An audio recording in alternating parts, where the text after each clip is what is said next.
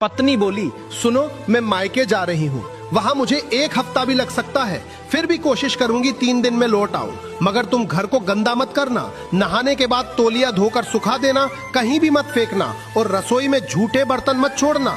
सब्जी बनाओ तो मसालों के डिब्बों को गंदे हाथों से मत छूना। सिंक में पानी डालते रहना वरना बदबू आने लगेगी। टाइम पर नहा लेना, आलस मत करना। सुरेश चिढ़कर बोला, तू ज्यादा ज्ञान मत दे, मैं बच्चा नहीं हूँ, मुझे अपना ख्याल रखना आता है।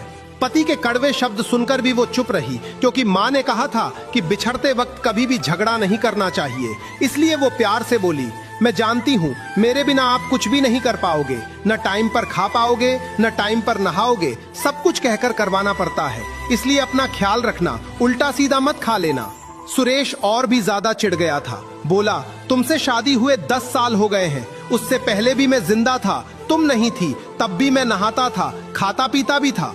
अब तुम ऐसा करना, 1 महीने बाद वापस आना, फिर देखना मैं जिंदा रहता हूँ या नहीं। बात चुभने वाली थी, इसलिए वो चुप ना रह सकी। बोली, उस वक्त तुम्हें संभालने के लिए तुम्हारी माँ थी, अब माँ नहीं है, अकेले रहोगे, इसलिए फिक्र होती है, और तुम्हारा कोई भरोसा नहीं है। तुम यहाँ फालतू के दोस्तों को इकट्ठा मत करना, मेरे कमरे को गंदा किया तो फिर देख लेना, बहुत बुरा होगा। कहते हुए अनिका की आंखों में आंसू आ गए। फिर वो दोनों बच्चों को लेकर बाहर खड़े ओ में बैठकर चली गई। उसके जाते ही सुरेश खुद को हल्का फुल्का महसूस कर रहा था। 2 साल बाद वो इतने दिनों के लिए पीहर गई थी।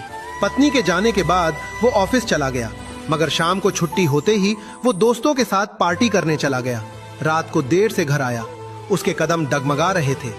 घर में कोई रोकने टोकने वाला नहीं था, इस कारण उसने लिमिट से ज्यादा पी ली थी। वो बाहर ही खाना खा आया था ताकि रसोई गंदी ना हो और पत्नी की किच-किच ना सुननी पड़े।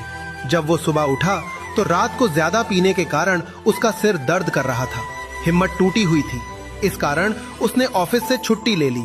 मगर सुबह के 10 बजे तक सिर दर्द ठीक नहीं हुआ तो वो ठेके पर गया और एक बोतल ले आया। 2 पैग लगाए तब जाकर सिर दर्द में आराम मिला।